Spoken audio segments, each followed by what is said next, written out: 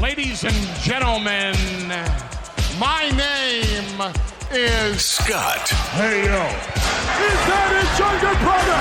It's gonna be Jef. The cream will rise to the top. Oh, yeah. And you're listening to all of the great action figures from our good friends at Hasbro. The Fully Poseable. Have your own Wrestlemania with all your favorite figures. Wrestling figure. Each sold separately from LJN. Podcast. And we are the Mount Rushmore of professional wrestling.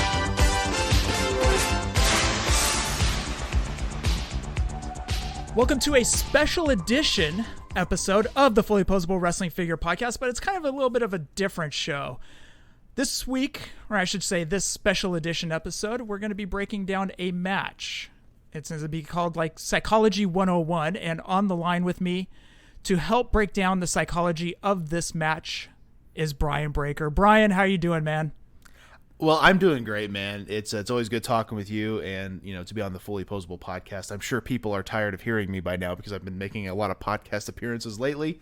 But, you asked me to break down a match, and I knew you were a big fan of this particular guy, so I'll go ahead and let you announce what the match is going to be. But I think this match, this holds a very special place to me. It's one of my all-time favorites. I know you hold it in high regard, and I'm sure all the listeners do as well. Well, this was actually, not this specific show, but the next time we were supposed to podcast was supposed to be in Tampa. And unfortunately, due to certain circumstances, that is not happening nowadays.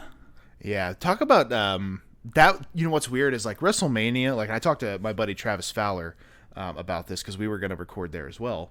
Mm-hmm. And he summed it up very well. He goes, WrestleMania was like the icing on the cake of that weekend.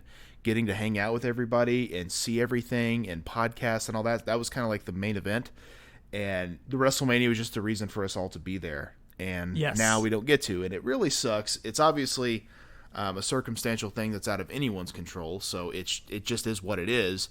But yeah, definitely a very strange thing. And, I know like I was super skeptical about it. I really thought like there's no way this will be completely gone by the time WrestleMania rolls around. And obviously, not only was it not gone, it's even worse than it was. So things definitely change, but luckily for us, we have Skype, and we were going to record last night, but my internet crashed on me, which was like, you talk about a living nightmare. I was like, oh God, what am I going to do? But we called an audible, and here we are. So should be good times.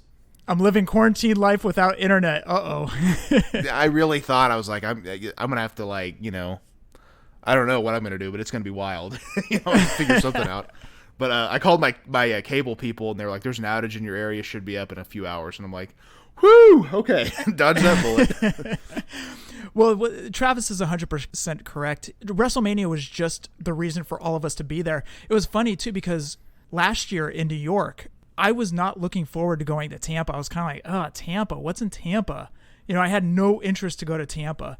But you sent me a text message while I was in New York last year, and you said, I'm going to be in Tampa next year. Dude, my interest for Tampa went through the roof. I was like, cool, I finally get to meet Breaker. We're going to podcast. I had all these ideas in my head, and then a year later, no one could have predicted what was about to happen. Oh yeah, you're not kidding. And I was sitting there thinking like, man, I could take them to the crappy Chinese buffet that I used to eat after training. Because I lived, that's where I lived. I was in Tampa. I wasn't at the Performance Center or anything. I was, if anyone's seen the FCW documentary, that's where I was at. And like I thought that was gonna be so cool. Like, man, I'll get to see that old town I lived in, and all that is just gonna be so much fun. I had my plane ticket, my my hotel, my WrestleMania ticket. I was actually, before things kind of got sketchy, I was in the process of getting a ticket to Access and a WrestleCon. Mm-hmm. And I didn't actually make those purchases, which is probably a good thing now, obviously. But yeah, man, I was looking forward to it. I mean, I know, I think it was 2 years ago, maybe, that's when you sent me the picture of the Harley Race Elite, right? I mean, it was at Access. And so, yes. So I'm just thinking like, man, all the cool stuff I'm going to see, like, it's unbelievable. And it was just going to be such a fun time. And yeah, it just completely got derailed for everybody. So, here we are. It's a super disappointing situation, but life goes on. Hopefully we can make LA work, because I know that's where it's going to be at next year, which will be a little closer for you, I know. Yeah, it's just about 400 miles, but about a 45-minute to an hour flight. It's nothing. Yeah, not bad at all. Yep. So what we're going to do is we're going to break down a match, and you mentioned the match. We're going to talk about the Bret Hart and Owen Hart match from WrestleMania 10. So it's going to be kind of different from a watch along. What we're going to do is we're kind of going to give a background that led to this match. And everybody knows what the background is, but we just thought we kind of give a little bit of a refresher and kind of see the trinkets that they threw in to lead to the match. So it all started Survivor Series 1993. And in that was the Hart brothers versus what was supposed to be Jerry Lawler and the Knights, but due to legal issues, Jerry Lawler was removed and Shawn Michaels was placed with the Knights. Do you remember watching that, Breaker? I do. Very, very fun match for me because, you always heard about all of Bret Hart's brothers, but Owen was the only one you ever saw wrestle. So this one you get to see Keith and Bruce wrestle. I mean, I know other people probably saw him, but not in the WWF is what I meant. And right. So Bruce and Keith, were going to be a part of this, that's fun against Shawn Michaels and the Knights, like you said, and a very strange match to say the least. I believe they actually called it the Family Feud match, and they had Ray Combs as the ring announcer, which is a little bit of trivia there for you. Good call. And, yep. Yeah, and it was like you said, it was kind of setting the table for what was to come. Which this was what's fun is because I don't feel like as much today are they setting the table at Survivor Series? Because you think about it, Survivor Series is in November, around Thanksgiving. They're setting up WrestleMania in March. And what's cool about this story is you see all the little stops along the way and the ups and downs leading to the finale, which is this match here at WrestleMania 10. And I think that's what makes the match so good, because it's not just, hey, go out there, have a match, and that's it. Because a match is fine when it's a good, you have two great performers, it's going to be a good match. But the story's not there. If the story's not there, the match is probably not going to be as memorable. This had so much of a story going into it, and I think that's what made it such a fun, exciting night. And to tie it back to wrestling figures, nobody has ever made Bret in his Survivor Series 93 outfit where he was just wearing the pink singlet. Right, yeah, he didn't do the, because he always kind of did the pants and then the trunks, like the three pieces. Yep. And I believe that's one of the only times, at least in the WWF, where he ever rocked that. You're right. So that would be a fun one as like a, I don't know if they would do like a defining moments, but just as like a random elite figure, that would be really fun. All the brothers were wearing singlets, but Bret was wearing all pink, kind of like he was the captain. I kind of dug that. I really dug that. So in this match, Owen was the only Hart brother eliminated. He was rolled up by Shawn Michaels after he bumped into Bret, who was on the ring apron, kind of nursing an eye injury, and Bret took a bump into the guardrail. Owen turned and looked at Bret, looking at him like, what did you do? And Owen was rolled up. So moving along, Owen came back out after that match, pulled Bret down off the second rope as Bret was celebrating with Bruce and Keith, and then yelled at his brother and then walked off. What were your thoughts after that, Breaker? It was almost like at SummerSlam '88 when Macho kind of shot Hogan that weird look when he was hugging Liz. Good point. Nothing's set up yet. Nothing's done yet. And I'm talking more like when he knocks Bret off the apron, which Bret takes that awesome bump into the guardrail. The guardrail actually like tips over, which is awesome. So Owen kind of looks like, what are you doing? Gets pinned by Shawn, of course. As you said, the only Hart brother eliminated, which is going to hurt your ego. You're the only guy in your team eliminated, right? Yep. And almost like and he's the youngest of the Hart brothers, almost like he's the weakling a little bit. Mm-hmm. And so he's got that jealousy built up. But what was great about Savage and Hogan, the Mega Powers explode. Everyone remembers that. But it's that look Savage shot to Hogan. Like, what are you doing? Yep. Didn't say anything, and I don't even know if it was even acknowledged on commentary. It was just that look like something's not right here. And then, of course, that leads to Survivor Series, the Royal Rumble, obviously all the way to WrestleMania 5 when the Mega Powers did explode. And to me, that's when I like the storytelling so much better, because it was a slow build. It was almost like at SummerSlam, they knew, okay, it's going to be Savage and Hogan at WrestleMania 5. Now what are we going to do to get there? And all these little pit stops along the way to build that story, which is great. And I had actually heard, I don't know if you know this, initially the plan was to do Bret Hart versus Bruce Hart. And Bret said he would do it, but only if it was Owen, because he wanted to get Owen established. Owen was kind of on the roster, not really doing anything. Absolutely, yeah. So Bret kind of was like, I need to get my brother to do something. So he went to Vince with this idea. And sure enough, it took off. So in the coming weeks, Owen claimed in an interview that the friction actually dated back prior to Survivor Series, but it was one quick little snippet that Owen said that Owen was antagonizing his brother, basically trying to provoke him into a match, and Bret refused numerous times until they ended up mending fences on around the Christmas holidays of 93. Bret pulled Owen aside and said, we need to amend fences. And so anyways, around the Christmas, they started partnering up, becoming a tag team. And I thought that was really cool. And they were granted the title shot at the Royal Rumble against the Quebecers. And such a smart move, because it's like they could have just went right into the match and had it in December and it's over, right? But It's like, whoa, come on. We're brothers. We don't need to fight. It's the holiday season. We got to be a family. And there was friction. Hey, brothers have friction, right? Sometimes you hit your brother with a train across the head, right? you know that. Or kiss dolls, trains. Well, yeah, we know. Yeah. So it happens. Brothers fight. But then you have to kind of, make up and realize, hey, family's more important. Let's take this energy and let's form a team. And they're going against Quebecers. Nobody likes the Quebecers, right? So that's a perfect foil for this new babyface tag team going into the Royal Rumble. And, of course, Bret's a former WWF champion, King of the Ring, tons of accolades. Just kind of seems natural that the Hart brothers are going to be your new WWF tag team champions, or so we thought. I over here, man, I felt like it just felt right. We were going to get the Hart brothers as tag champs. It just felt right, even though they were still dropping the hints of Owen's jealousy, and it just felt that them holding the tag titles, I was like, yeah, I'm all in. Screw the Quebecers, Right. But little did we know. So Royal Rumble 94, one of my favorite Royal Rumbles also, Bret and Owen take on the Quebecers. And during the match, Bret sustains a knee injury, which he happens to come back out later in the night. He played up the knee injury later on in the night. I love that. He didn't once break from it, which I thought was really cool. Absolutely. But that's the professional in him. He knows the psychology of it. That's the story of it, though, right? If he just walks it off, there's no sympathy anymore. Yep. So during the match, Bret's knee is just killing him. Owen's trying to make the tag to Bret, and Bret stays in the ring. He doesn't go over and make the tag, and it ends up that Bret's knee is so bad that the referee just stops the match, which I was crushed. I was like, oh, man. And then I saw Owen get in the ring, and I was like, uh-oh, here we go. Well, and you can see Owen's frustration building on the apron, too, right? He's kind of getting upset. Like, come on, you got to tag me, because Bret's not wanting to make the tag. Like, almost like he doesn't really feel like Owen can do it without him. And, and I actually sent you the promo they did leading up to the Royal Rumble, and a little bit of foreshadowing, which I love, is the way they're positioned for their interview. Bret is standing directly in front of Owen.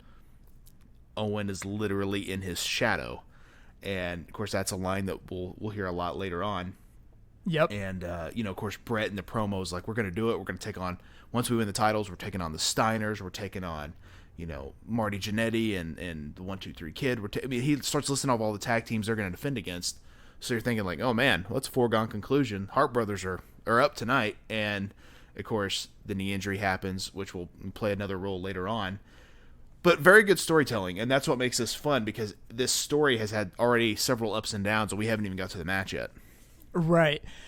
So they lose the match. Owen kicks Bret's leg out from underneath his leg.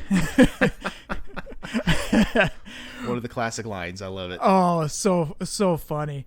Owen says that as Bret is being helped to the back, and Owen is on the screen facing Bret. I kind of like that shot, actually. As Bret's being helped back, Owen delivers that flub of a line. Also, too, fun fact about that, like, that's one of the first times that the Tron has kind of, and it wasn't like with the big Tron like they had later on, but like they kind of had that blocked Tron there for like 94. It was still fairly new at the time, which that was a cool feature that they used. Like you said, you see Bret, but you see Owen doing the promo. Bret still refused for a couple more weeks to face his brother, and then he was like, okay, screw it, WrestleMania 10, we're doing it. And that leads up to the match. So we'll let everybody, because you guys are going to watch along with us, we'll let everybody kind of catch up. Breaker and I are at 7:27 of WrestleMania 10 on the network. And you should see the match graphic of Bret and Owen right there, which is a really cool one, And I believe also, too, is the first WrestleMania featuring two brothers, which is interesting. You are correct, yes. Good point. I didn't even think about that. Yeah. So, Breaker, if you are ready, I will hit play over here. I am ready. Okay, and play. So you got the match graphic. Now they're starting to do the breakdown. Yep. Bret's into the guardrail there. Yep. Sean rolls up Owen. Also, too, this is kind of an interesting tidbit. I rewatched several years ago all the Raws from 1993, and Owen was not used very well at this point.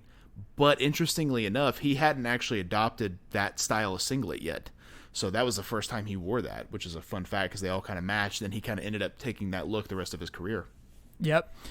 Owen was antagonizing Bret by wearing his glasses, using the sharpshooter. Absolutely. And Owen's best work is a heel, in my opinion. Oh, hands down. This was some of the best stuff. Yeah. And I love right here, Bret's basically, like, no circumstance. I'm not going to fight my brother. I'm just not going to do it. Like, because Owen challenged him for the match. He's like, I can't do that. It's going to tear the family apart. We can't do it. And you see the sincerity in Bret's face, too, which I love.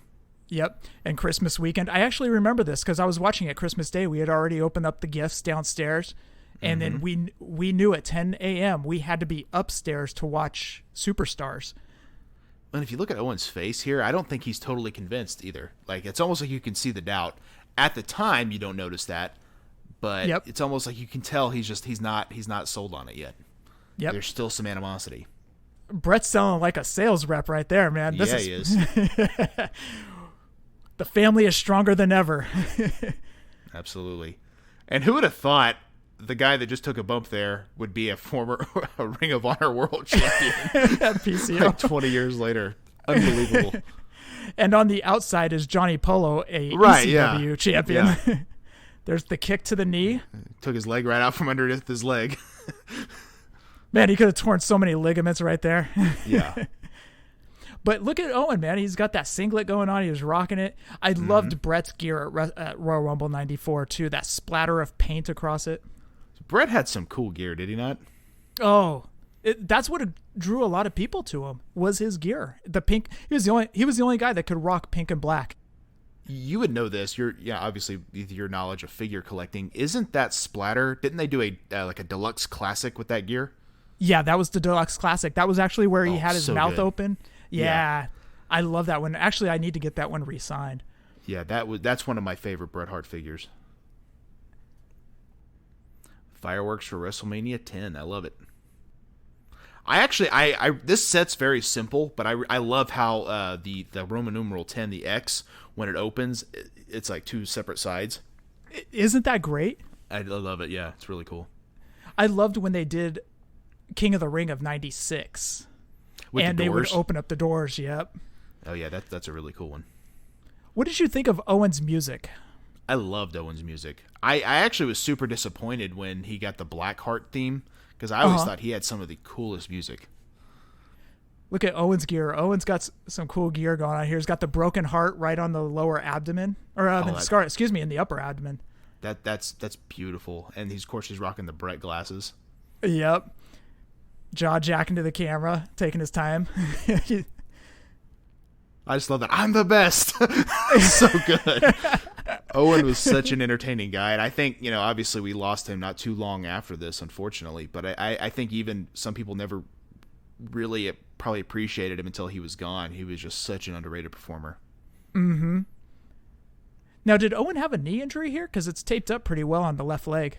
Well, actually, on the Survivor Series part, it was taped up there, too. And I don't know for sure if this was lingered that long, but at the 93 Rumble, he gets eliminated by Yokozuna and takes a gnarly bump to the ground where he kind of folds up his leg. And he was actually still wearing, like, the high-energy gear at that time, like the parachute pants. Uh-huh. So I'm wondering if that's just a precautionary measure because of what had happened to his knee. About a year before this, a little bit more.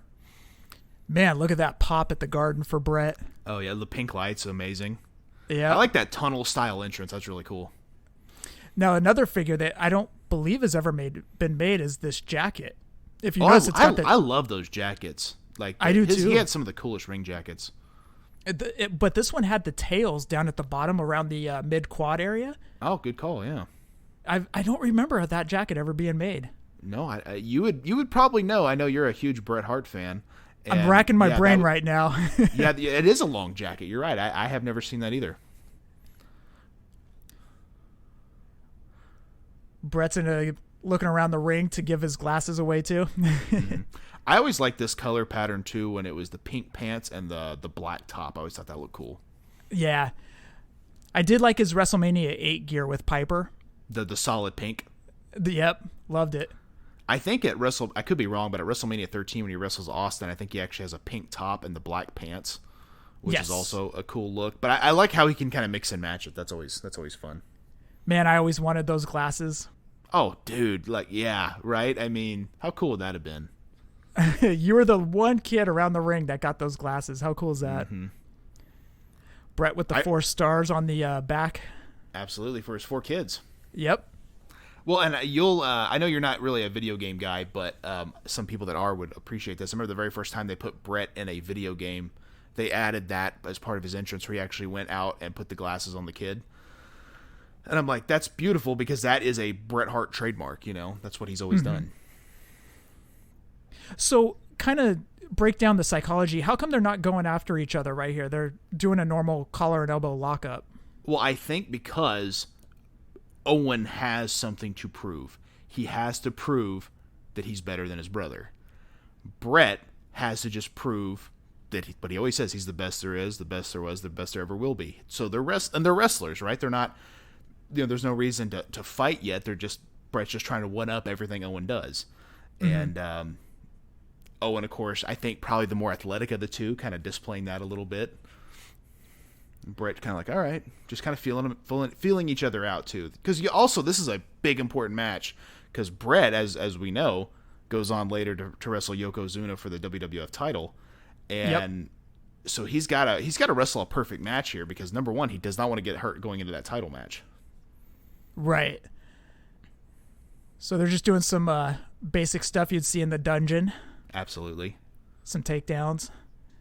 Which, if you look at the whole WrestleMania 10 card, not a lot of technical matches on this card, which I think is what makes this one stand out. Savage and Crush wasn't technical? Neither was Doink and Dink. What's funny is about a month before this, there was a house show here at Oakland Coliseum, and it was a tag team extravaganza, and it was Doink and Dink versus Bam Bam Bigelow and Luna Vachon. Nice.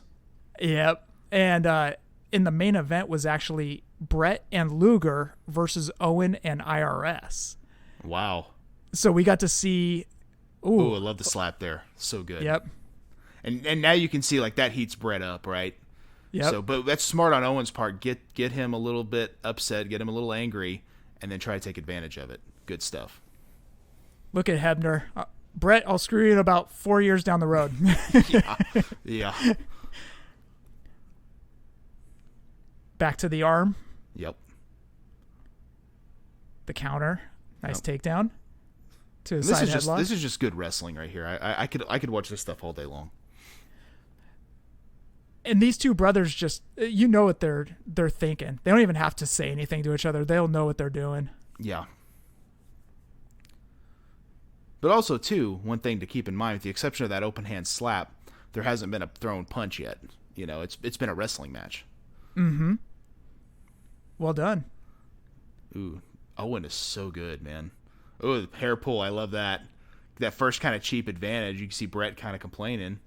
Ooh, a little boot to the just face. Kicking him right in the face. Great. I mean, it's just... and what's great, the hair pull is not legal. The kick to the face, it's just a little bit dirty, Mm-hmm. Bret still trying to maintain his composure and still in control here. Whip to the turnbuckle. Float over. Up and over.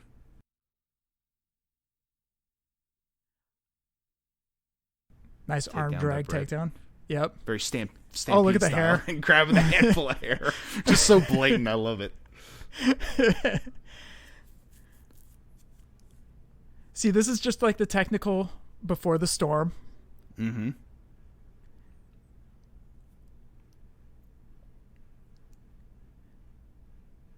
Just pacing themselves. Right, and it's like they know that they've got. And this is probably a 20-minute match. I've never actually seen the time on it, but it's a fairly lengthy match. They're not trying to rush anything. They're just working right now. Nice elbow, back good elbow. sell by Bret too. He was so good at that. Mm-hmm. Oh, nice. Monkey flip. and then just that full head of steam. And see, this is where, like I was telling you before, I think one thing that's good about Bret is like the clotheslines over the top and all that cool stuff that he can do. And like, or even earlier in the match, we didn't really touch on it, but when Owen had the waist lock and he dropped down and sent Owen through the ropes, Bret needs stuff like that. We were kind of talking on the cage match. I think it was before we started recording. I was like, I don't know if the cage is the best match for Bret because of stuff like that he does. Now Bret's just kind of like, come on, man, get up. And I don't think it was good for Owen either. Just Right. now that I think back to it, I think their styles just didn't deserve a cage or need a cage. Oh, there's his I open love hand the slap returned, and everyone reacted to that because they know he had that one coming. Now, were you excited for this match when going into Mania 10? Oh, absolutely, yeah. Well, and at this point, you know, like as you know, a lot of people may not realize it if they're just kind of going back and watching it. Owen was not anywhere on the card, you know, 3 months before this, where you would think that he would be even on WrestleMania. Mm-hmm. And had Bret not made the pitch, no, it's got to be my brother Owen, he probably wouldn't have been on the card, or if he was, it would have been in that 10-man tag that got cut. You know, he wasn't doing much, and so I think Owen was very untested. So I think he was one of those guys that probably the locker room knew was really good, but maybe the fans didn't. But yeah, I definitely was looking forward to it. I loved Owen Hart, even back to, you know, parachute pants and the blue blazer, the moonsaults that he used to do. It was always a fun guy to watch. Arm wringer by Bret right now. Mm-hmm. Shoot him into the ropes. Leapfrog. Ooh. Spin kick. Spin kick by Owen. Very well done. Yeah, I love Bret just holding the face. Just like, yep. like it just popped him right in the nose, which is great. Owen just stomping away. Mocking Bret, too. Yeah. Doing the Bret Hart holding the arms out to the side before he gets into, or when he gets into the ring. Right. Taking it to the outside. First match. So you can kind of see Owen kind of getting a little bit more aggressive here, which I think is fun. Throwing him into the post and stuff. But still, they're not doing anything over the top yet.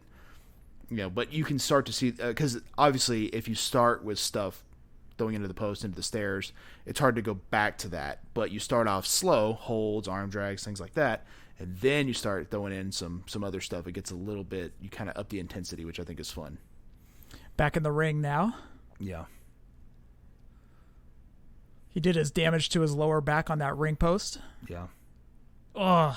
No one takes a turnbuckle like Bret Hart, do they? No one. Not before him or after him. Working the lower back. Well Love done. the backbreaker. Good stuff. Oh, stealing Sheiky Baby's move here. He's humbling him. Pulling on the hair, just yelling at him. Classic stuff. Now, Sheiky never did that to anybody. Well, he did some other stuff, though. Look at the wrench into the hair. I love it. Good heel tactics right there. Well done, Owen. Yes, absolutely. And that's a nice transition there where Owen saw the hold was going away and he just went to the chin lock. I think that's a smart move, like when you're in that position. Bret getting some steam. Oh, love the belly to belly. Awesome. 2, kick out. Owen yelling at Hebner right now. Hey, it was supposed to be 3. Hebner's still rocking the short sleeves and the bow tie here, too. Yep. Well done. I forgot about that.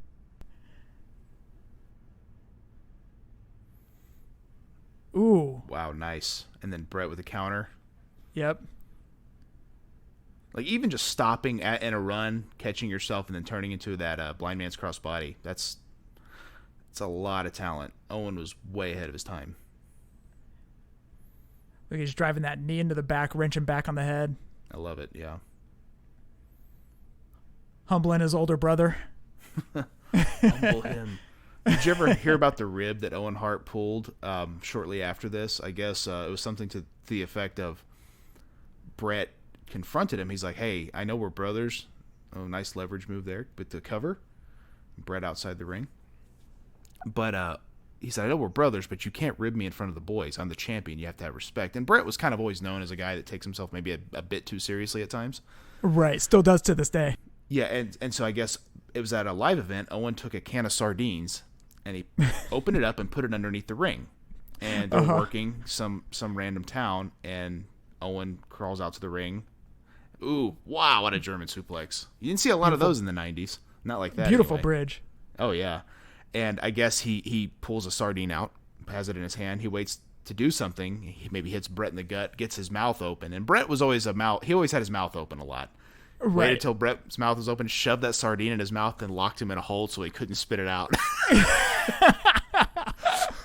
I can attest, just like the dry mouth and everything else you experience while you're wrestling. Could you imagine a freaking sardine? Ugh. Nice small package there by Bret. Look at the counters going on right now.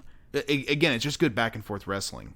And even though Owen's kind of, more in charge of this one and kind of working the heat, a lot of, it's still very back and forth. There's still no clear-cut advantage. Oh. And into the tombstone. A jumping tombstone at that. I know a couple of years later from this is when the incident with Steve Austin happens. Yeah. But I'm surprised he did the tombstone with Undertaker. I know Taker's not on this card, but still surprising. Was that still a no-no back in the day? You don't do other people's moves? I would think so, especially considering, he didn't win with it. Yeah. I could understand maybe trying for it and it not working, but I don't know. And it might be one of those things he just did and didn't ask, and Taker never said anything. I don't know. Look at the Ico Pro banner up in the rafters. You gotta want it. I'll never forget as a kid. I always wanted to know what that was because they never really said. It was just Ico Pro, but you didn't really ever know what it was. Yeah, and maybe really Ico want to go to a GNC though. I'll tell you that. Brett starting to fire up, punch to the gut, Nice side Russian shots leg to the gut, sweep, right into that Russian leg sweep. Awesome. Owen kick out. It's funny. I went to a all-pro wrestling show one time out here, and I was sitting next to a guy who just started yelling for no reason. "You got the same 5 moves, Brett. You got the same 5 moves." And I'm like, Brett's nowhere to be seen. Why is he yelling about Bret right now? Well, I mean, there's some crazy people out there. I love that elbow. Awesome. Oh, vintage. Absolutely. Oh, no. Brett's starting to kind of get a little heated at Hebner. Yeah. Well, and and rightfully so. He's had a couple of really close near falls. Mm-hmm. And that was not that one, but the one before. If you watched Hebner's count, it was really close. So I think that's great when these performers are that good because then you can build some frustration. It's like, you got to be kidding me! I had him there. Owen going for the sharpshooter. Nailed Bret with the ghetto blaster. Yeah. Oh, look at this! Look at this! Oh, some countering going on right there. Look at the crowd come to their feet. Yeah, beautiful. They're ready for it. Right hand to Bret.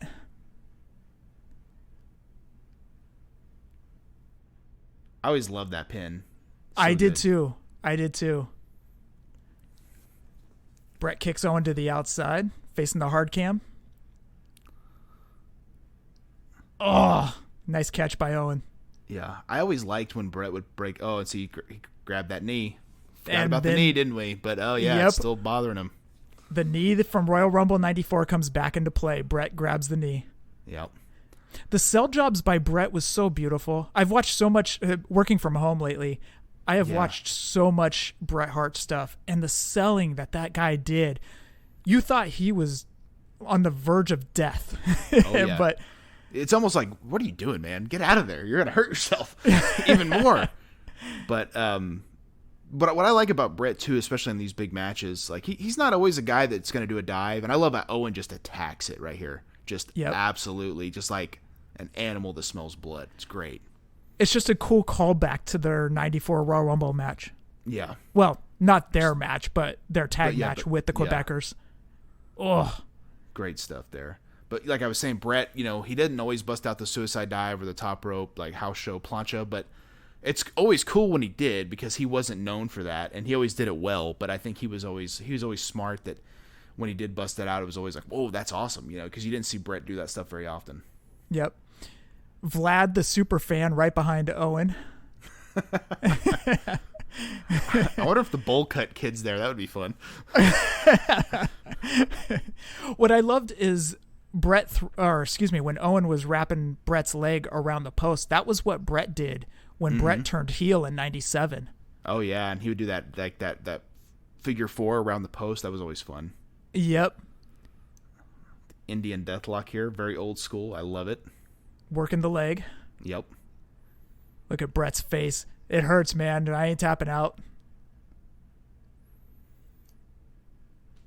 Hebner right in there. Oh yeah, Earl Hebner. You know, he was always very. It's a shame he's not with that company anymore. I know there were some issues, but Hebner was like always associated with all the big matches. You know, for years. So was Joey Morella before Joey Morella passed away. He was always Hogan's referee. Double knee, right to that injured knee of Bret Hart. Well, except he wasn't the referee when they had the dual Hebners, you know. When Ted DiBiase paid for the plastic surgery. Nice dragon screw by Owen right there. Which also, too, that's not a move you saw a lot in the early 90s or mid-90s. No. Well, not in WWF. You would see it in Japan. Right, but yeah, definitely not something that was really taken to stateside yet. Figure 4, very well applied. Right in the middle of the ring. Bret saying no. Oh, look at the pie face. Oh, it's so good. Just pie facing him. He's just that little brother that just gets under your skin, you know? Right. And that's what's so well told about this story, because there's actually a lot of people that probably could identify with Owen and the fact that he felt, you know, second to Bret or in the shadow or not as good. But he's such a worm through this whole story. It's like, you're just like, I hope Bret beats him, you know? Bret turned it over, reversing that pressure. Yep. Oh, back. Oh, now they roll to the ropes. Nice long jump there by Earl Hebner. Yeah. He still had it back in '94. You better believe it, he did. Ooh, now Owen's kind of favoring the knee. Yeah. Got a little taste of his own medicine there. Back into the turnbuckle, putting the leg up. Ooh. Just going to town, kicking the bottom of that thigh there. Now Owen's in the mindset of he doesn't care, it's his brother. Yes, exactly. He's got to prove he can win. Nice enziguri from Bret Hart. Another one you didn't see too often. Nope. Ghetto Blaster by Bret Hart right there. Shades of the WrestleMania 4 Battle Royal winner, Bad News Brown. Yep. Bret destroyed his trophy, as we know.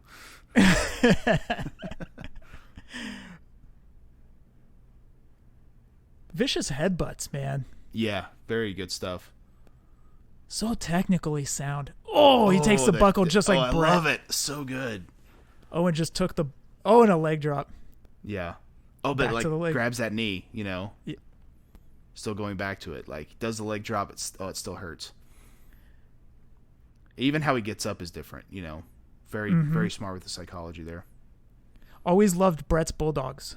I was about to say that because there's not many guys because a lot of guys almost kind of do like a face plant with the Bulldog. Bret's looked like it legitimately hurt. Like, 'cause he really had the head hook, the whole deal. Like, it was a cool looking move.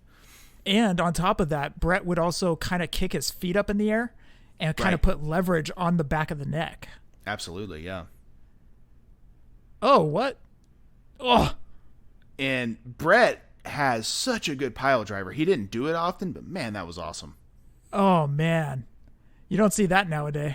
You don't. I remember when Punk broke that out against Cena a few years ago. Didn't they get fined for that? He said he did. He may not have. I don't know. He said he got in trouble. I don't know if he actually got fined or not, but I've always liked the pile driver. Old school. Yep. Setting Owen up on the top there. You can kind of see Bret's kind of getting a bit of a second wind here. Oh, he's going to the top. Good old superplex. Going for the superplex. Whoa. I will tell you, either position, that is scary up there. I can imagine, dude. And it knocks the wind out of you, too, when you hit. You better believe it. Good kick out by Owen there. And that's another thing, too, a lot of guys don't do as much today. Owen, when he kicked out, it was obvious. He rolled all the way to his side, you know. And that's the thing, is you have to understand, sometimes you can see how many people are there. If your kick out's not big, people may not be able to see what has happened. So, good psychology.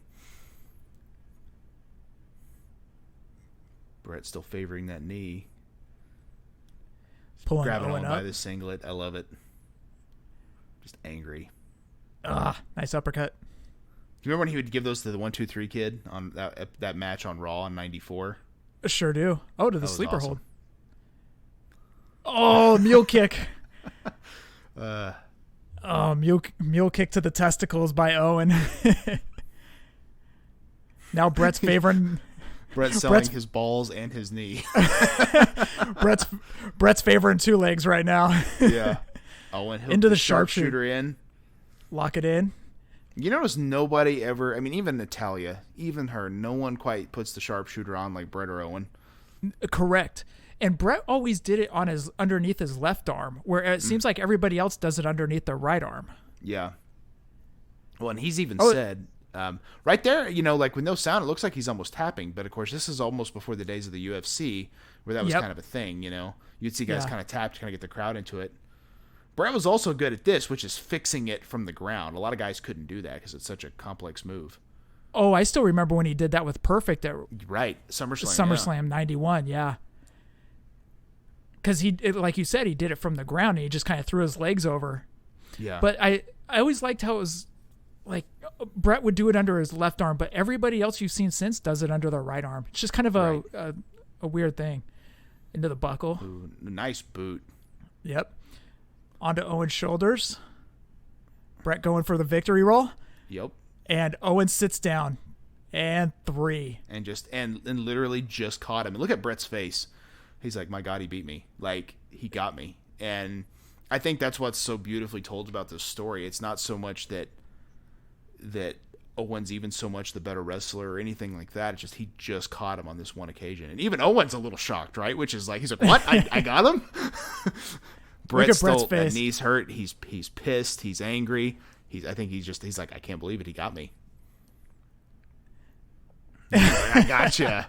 I think Owen just flipped him off, which is great. Did he flip him off or did he throw 3 fingers down? I'm not. It was either one. Both are good, but I'm hoping he flipped him off because that would be perfect.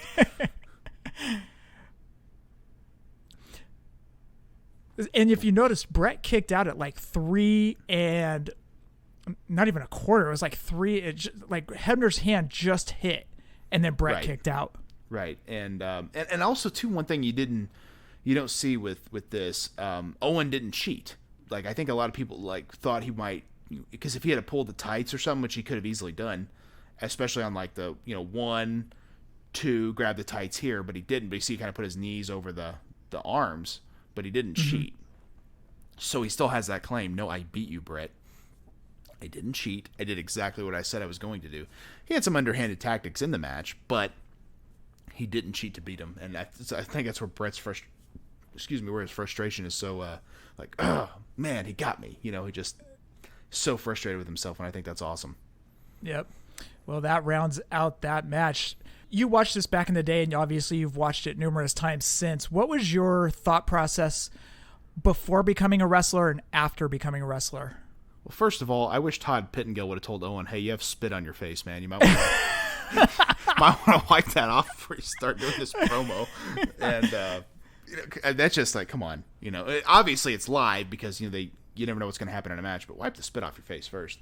But as far as the psychology, I love the psychology of this match just because there's so many different levels to it. It's a match, it's a fight, it's everything, but it's a beautifully well told story. And even Owen right here, I've seen this so many times, I know what he says more or less, that I'm not taking anything away from Bret. He's a good fighter, he's a good wrestler, but there's no way he's going to win that title tonight, not after the beating I just gave him.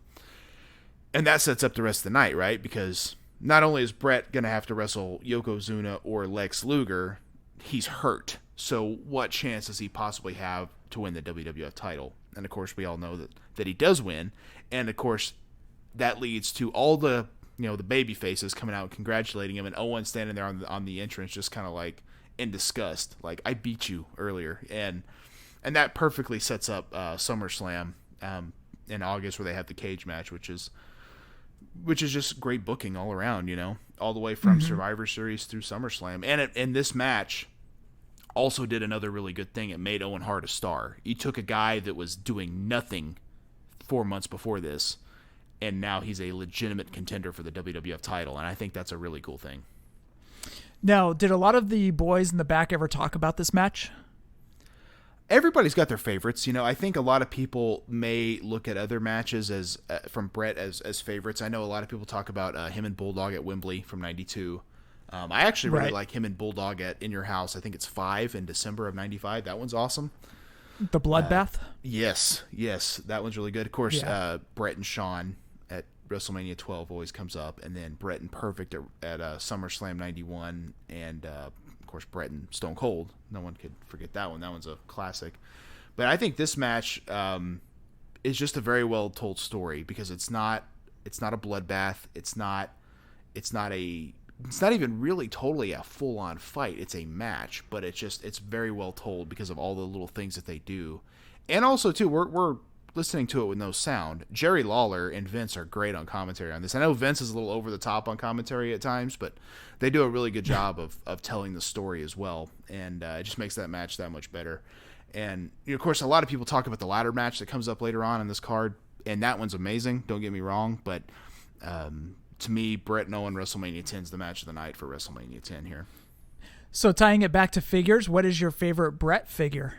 Ooh, that's tough. Because it's hard to not say the Hasbro, right? Which one? The Silver Shades, of course. Series 8, yeah. Yes, that one's amazing. I believe it or not, this may sound odd to you, but I never actually had Bret Hart Hasbro. I missed out on that one. Oh, really? Yes. So I'll tell the story real quick. I was at KB Toys, and back in the day, KB Toys used to have a pretty good selection of Hasbros. Mm-hmm.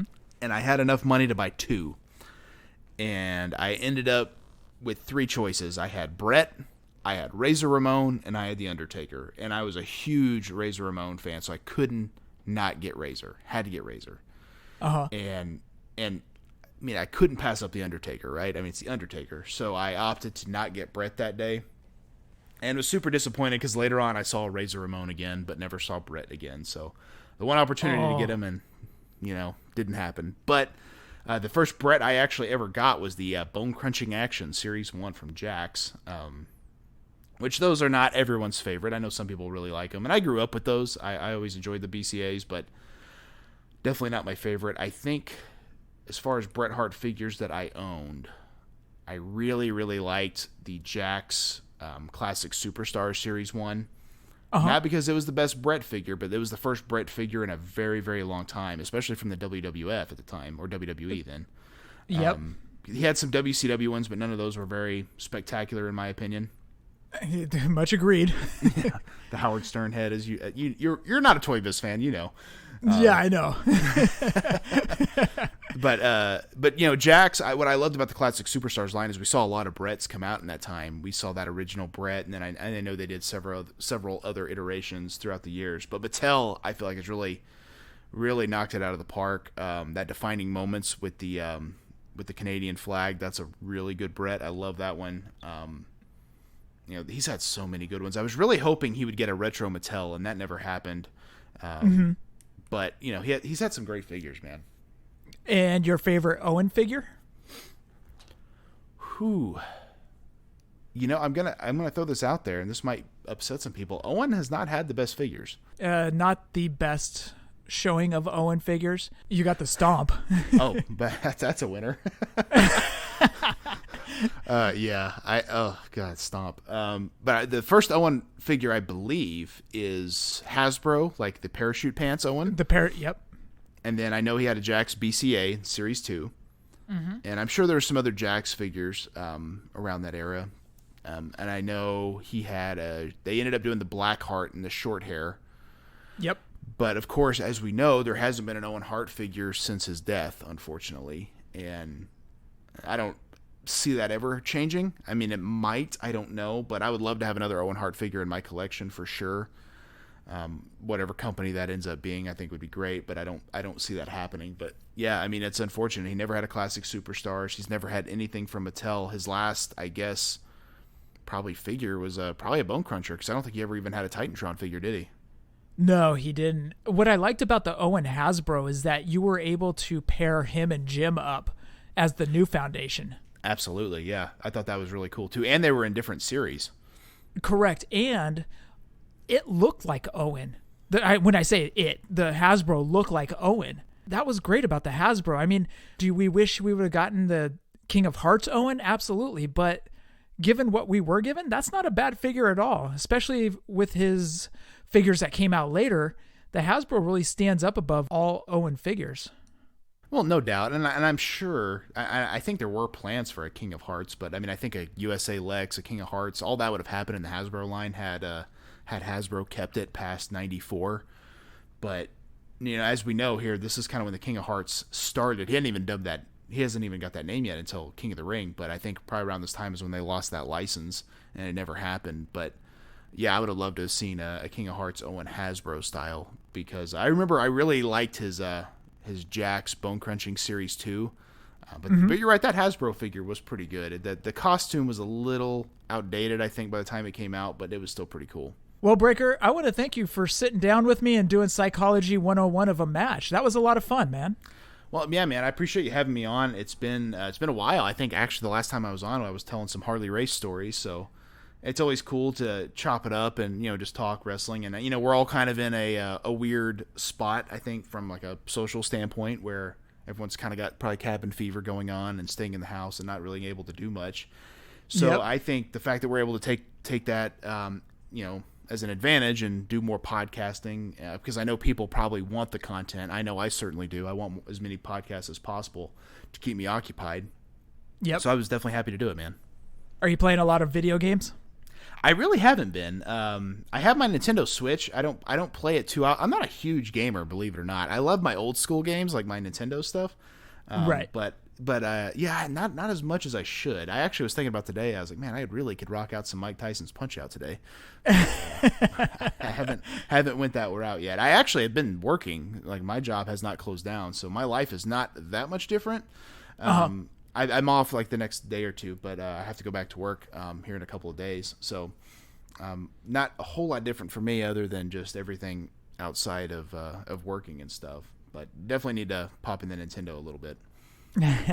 Yeah, that Harley episode, everybody still messages me and says that's one of their one of their most fun episodes to listen to, because of all the funny stories you had. Because you just came on and you just started telling them, and Scott and I just kicked back like kids around a campfire. It was so fun. And if anyone has heard that recently, like every time you went to wrap it up, I'm like, hey, I got another one. Hey, I got another one. And you know what's funny about that is I don't think I actually did I tell the jelly bean story? No. Said that might be the crown jewel of Harley Race stories, and I don't think I've told that. But if you want, I will throw that in at the end for everyone to hear. Please do. Okay, so this is classic Harley Race. Either A, he didn't notice, or B, he refused to sell a rib for us. So I'll let you guys decide. So here's what happened. I lived in a small town, Eldon, Missouri, where his school was at the time. Not a lot going on. And I had a day off from work, and me and another guy decided we'd go up to the mall, which was like an hour away. So we kind of had to make a day of it. So we went to the mall, went to Toys R Us, the typical stops we would make, and just kind of, out and about, eating lunch, whatever. And we had training that night. So we're walking around the mall, and I'm sure you're familiar with the Jelly Belly Bean Boozles, where they're like the gross flavors. Yep, sure do. Okay. Well, they didn't have those, because we went into the candy store and we were like, "Do you have any of those joke jelly beans with like the gross flavors?" And he goes, "No, I don't have any." He goes, "But I do have the dog food flavor." And I'm like, "Well, that will work." so we get a bag of these dog food flavored jelly beans. Not a huge bag, but a small bag. I mean, because you don't need too many of those, right? And we're like, "Oh, here's what we'll do." We had a bunch of new guys that had just started. And I was like, we'll have them all, train for a little bit. And we're like, hey, we want to reward you guys with some jelly beans. As weird as a story as that sounds, in our head at that time, that sounded like a great reason to give someone jelly beans. And so we're thinking, like, this is going to be hilarious. So we bring back the jelly beans to the school, and the guys are doing their bumps and their drills and all that stuff. And we pull everyone out of the ring. Like, there's probably 4 of them at the time. Like, guys, you're putting in some good work, and you guys are doing really good. We want to give you a little reward. Here's a jelly bean. Enjoy. Which is such a weird setup, right? Because, like, why would anyone fall for that? They all reached in, grabbed a jelly bean. They're chewing on it. And we're sitting there, and we're like, how is it? And everyone's like, it's good. It's really good. Like, yeah. What's it taste like? And one guy's like, kind of tastes like steak. Which, as soon as he said that, I just lost it. I just started laughing my butt off here. I'm trying to watch my language. I know it's a bit of a family show. It's all right. And I'm just laughing hysterically. Of course, we tell him, hey guys, it's dog food. And of course they're all like, oh man, that's nasty. So they're all spitting them out. Oh, you got us. And one guy's like, man, it tastes like regular candy for a second. Then it started kind of tasting like beef jerky or steak. So we're laughing. Oh, good prank. We got him. Everything's funny. So we get back in the ring and we just start training like normal, right? Well, it was pretty customary. So after we did our drills, about 45 minutes or so, Harley and his girlfriend, or when his wife was around, when she was still living, they would come out to the table and he would watch for a period of time, however long he wanted to, and then he would eventually leave. And if there was something we wanted him to see, we would be like, hey Harley, you mind watching a match or something, give some feedback, and he would watch it, which was so invaluable at the time, with a guy of his stature, of course. Right. And so he's sitting there watching us. I'm paying no attention. One of the students kind of taps me on the shoulder and he's like, look, Harley is just chowing down on those jelly beans. And I'm sitting there thinking like, oh God, do we tell him? We're just like, eat him. Like, what do we say? And so I'm like, all these scenarios are running through my head. Like, what do we do? And he's just looking at me like, I don't know. And I'm like, I mean, he's just chowing down on him. And Harley was kind of, he had a sweet tooth. He liked his snacks. And he's just chowing down. He's probably eaten at least 5 during my whole contemplation of what to say. So I look at the guy that I bought him with, and I'm like, hey, man. And he's like, Harley, what are you doing? Those are dog food jelly beans. And Harley had such a slow cadence to his speech. He looks at us with that just bewildered look. Why in the hell would you buy dog food jelly beans? And of course, we're like, well, it was a joke. We were trying to pull a rib on the young guys. And he looks at everybody, looks back at us, and goes, well, I like them. And he just kept eating them. He ate the whole pack. And so we were just like, okay. like what do you say to that? He just sat there and just chowed down on him. And Harley was not too shy about smoking cigarettes, so we just assumed maybe he couldn't taste what they really were. We weren't sure, but yeah, he ate the whole bag, and afterwards like, sorry, I ate all your snacks. And we're like, no, by all means, go for it. Those were dog food. So either he was like, I'm not selling a rib for these guys at all, or he just couldn't taste them. It was one of the two, but definitely a fun story I thought everyone would enjoy. The nicotine basically changed his taste buds to make it taste like beef jerky or steak. I'm sure, yeah. And it was just the fact that he kept eating them is what was so funny to me, because he didn't like, hey, whose jelly beans are these? And just kept eating them, and yeah, so much fun. Oh, man, every time you tell a Harley story, it always gets a great reaction on the show. People just love the Harley stories. Oh, yeah. Well, he was such a character, and the thing that I always appreciated about him, and I didn't see it often, but anytime someone recognized him, or like, you could just kind of see it in their posture, like, oh my God, you're Harley Race, like, and when people knew him, they knew him. And it was usually guys like in their 50s that, watched him back when they were kids probably. And he was always so accommodating to anybody. Just such a nice guy when he didn't have to be. He would sign anything. He would take a picture, and just such a great guy. Like, we had a waiter at Cracker Barrel one time. Harley sitting down, and the guy, was going through his spiel, and he stops. He goes, "You're Harley Race." He goes, "I'm what's left of him, kid. Gotta get an iced tea." And it like, the guy's looking at us like, oh my God, that's Harley Race, and I think for us sometimes, because we saw him every single day, the last year that I was up there training full time, I would go in sometimes on just days off and just talk with him, and just let him tell stories. And he was kind of closed off on that. He wouldn't just share stuff with you. But if you got him talking every now and then, you could get some gems out of him. Like, I would be like, Harley, did you ever wrestle Gorgeous George? Yeah, one time. I was like, how was he? Nah, he's all right. Good character. Not that great of a worker. I'm like, really? I was like, yeah. And I was just like, wow. Like, like Gorgeous George, the only footage I've ever seen of him is in black and white. Right. And to think that Harley wrestled him, like, that's crazy. And then, I'd ask about other guys, because Harley was always like, when I'm in the ring, I call the match. And I'm like, okay, but what if you're wrestling like Vern Gagne? Well, he'd always want to do his thing and then lean over, what's next? And then I took over. And I'm like, oh, so you just let him think he was calling the match. And he just kind of shoot you that Harley grin as we trademarked it. And I'm like, okay. So he was always very wise to stuff.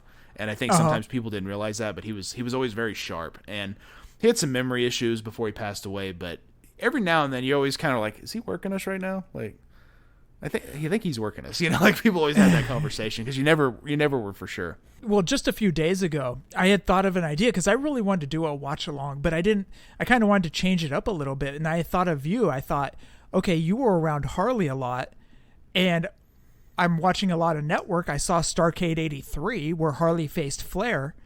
I thought maybe Harley divulged a little bit about the match to you, and then maybe you had some Harley stories regarding that match, and we could do a podcast together about that. And as you just said, Harley didn't really open up that much about certain things such as that.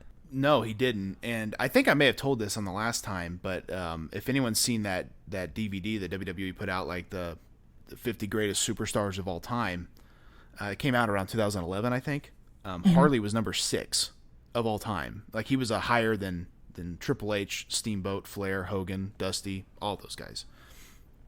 And it's a controversial list, right? Because how do you determine the 50 greatest? But he was number 6. I remember going in and telling him that. And he sits there and he looks at me and he goes, "When'd that come out?" I was like, 2 weeks ago. He's like, "That means I'm getting a check." And I was like, but Harley, that's amazing that they still hold you in such high regard. And he looked at me and he goes, if you let stuff like that mold your opinion, you'll never make it anywhere. And I remember thinking, it's like, wow, that is so true, because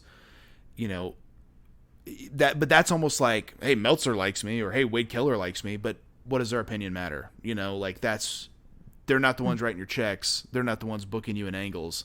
And I think that's kind of what he was getting at, is it's easy to let things like that, distort your view of who you are as a performer. Or if the bunch of marks are on Twitter putting you over, that doesn't necessarily mean you're over unless you're over with everybody, including the office, the talent, and everyone in the arena. And that's where he was so smart. And one time in the old office that he had, his office was like a wall, but it was like it didn't go all the way to the ceiling, so you could hear all the way through. And we were watching something, I think a DVD had just came out, and we were watching some of the bonus matches, and Vince was on commentary. And so we're just watching some matches in there, and Harley shouts out, like, "Who the hell is doing commentary?" Like, that's Vince. What the hell's wrong with him? Like, I don't know. And so he kind of comes walking in there, and he just has that look like, because, Vince is unbelievable, classic Vince McMahon, and all that stuff. And Harley's just looking like, what the hell is wrong with that guy? I just always thought that was so funny. Did he ever mention anything about matches such as maybe WrestleMania 3 being in front of 93,000 or anything? And that's kind of what I was wanting to get to. Like, he would talk about, like, we would ask him, like, Harley, what was that like? That night was getting the dog over. And I'm like, okay. And like, that's all he would give you. And you're like, oh, all right. Look, what about Starrcade 83 with Flair? That night I passed the torch. Okay. What'd you think of Flair as a worker? As long as he listened to me, he was good. And I'm like, all right. But like, that's what he would give you. So like, not a ton of insight. And I had actually toyed around with the idea of podcasting with him. But I was just afraid it would not go well. And he was so unfamiliar with the concept. I was afraid. There's no telling what would come out of his mouth, And I'm like, it's going to need a lot of editing. And I never ended up doing it. And he had a lot of memory issues. I was afraid that he might start telling the same story in the same setting. And it would have been, I think it would have been a mess more than anything else. So I never did it. I do regret not doing it, but I was kind of more looking out for him than me. Because that would have been more like good for me than him. He didn't have anything to gain from that. So I do wish I would have gotten like a sound bite or something, but yeah, like I definitely always will remember all that time I had with WLW and working with Harley and getting his feedback after a match and stuff. And it was always so funny because there was times we would ask him after a show, Harley, what'd you think?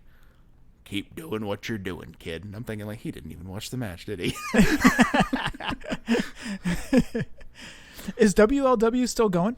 They are. A guy named Jason Jones. He kind of took the moniker of Leland Race. He's pretty much heading it up now.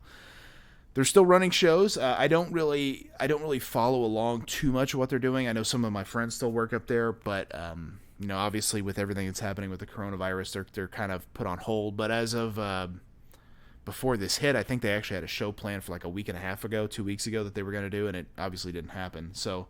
Which that's hitting everywhere, independent wrestling wise. No one's really able to run shows, which is super disappointing. But yeah, they're still doing shows. They're up in Troy, Missouri, which is kind of a suburb of St. Louis in that area, about 45 minutes away. So they do really good stuff. They have a cool little training school and arena there. So if you're in that St. Louis area, check them out. Well, to tie it back to Bret, you mentioned on the last time when you were on that Harley loved Bret. He did, absolutely, and Bret loved Harley too. Like anytime I was an extra during that time, he was doing that stuff with Vince for Wrestlemania. So we met Bret a few times, and he always made a point to talk to us because we were Harley's guys. And Bret's, he's an idol of yours. He's an idol of mine too. Like in my opinion, one of the absolute greatest.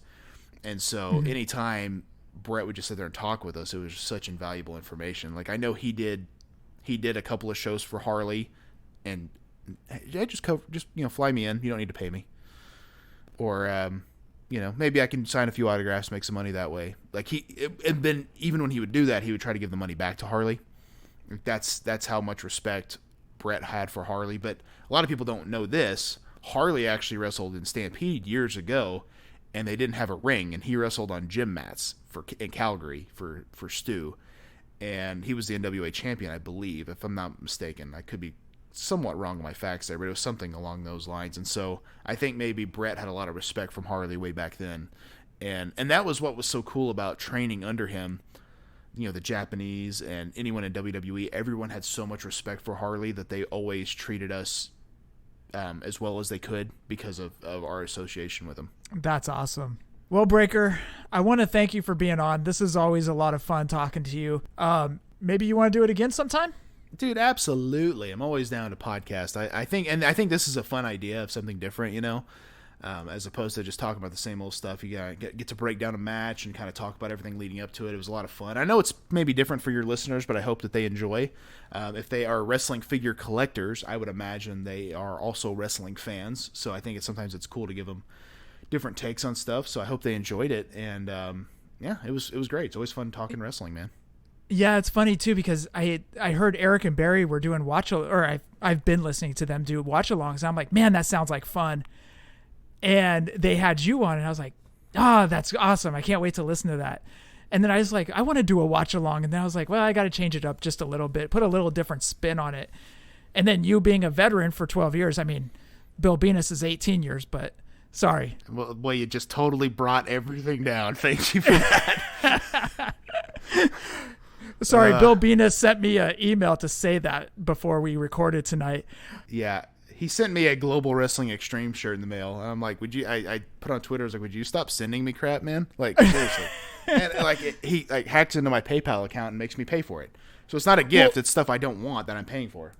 Well, I said email. He actually sent me a postcard, snail mail, and it showed up right before we started recording. But anyways, he wanted me. I'm surprised he could afford a stamp.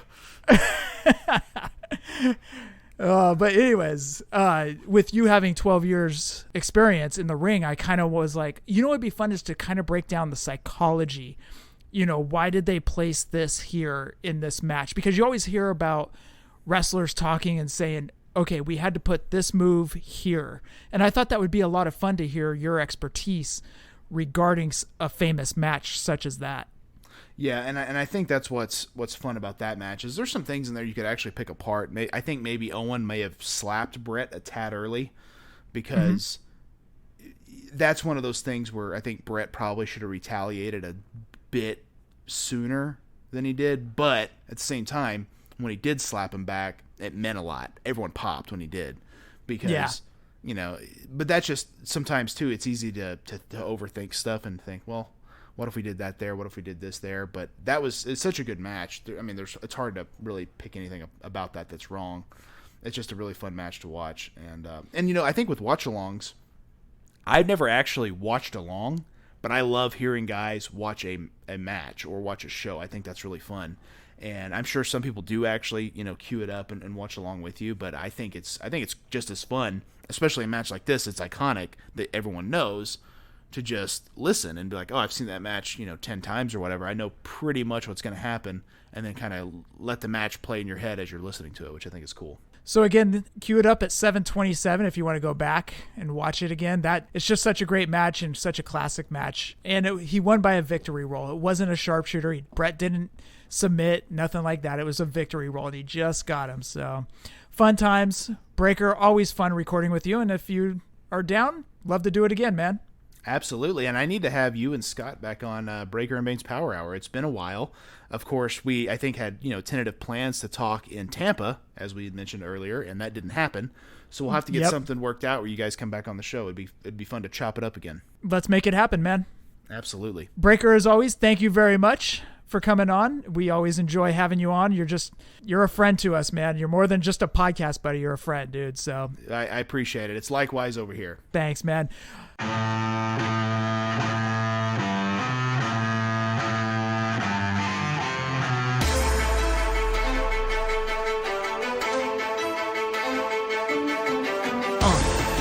Yeah. Fully poseable. Let's go. Jef and Scott, the Toon Brothers, busting out the ring. But we don't take it out the box, MOC. Happy toy hunting, we'll see you next week. We're the OGs of WFP. Fully poseable, thank you all for listening. It ain't no storyline, real life siblings. So everybody go and do your toy spotting. #FigLife, adios from the Kings.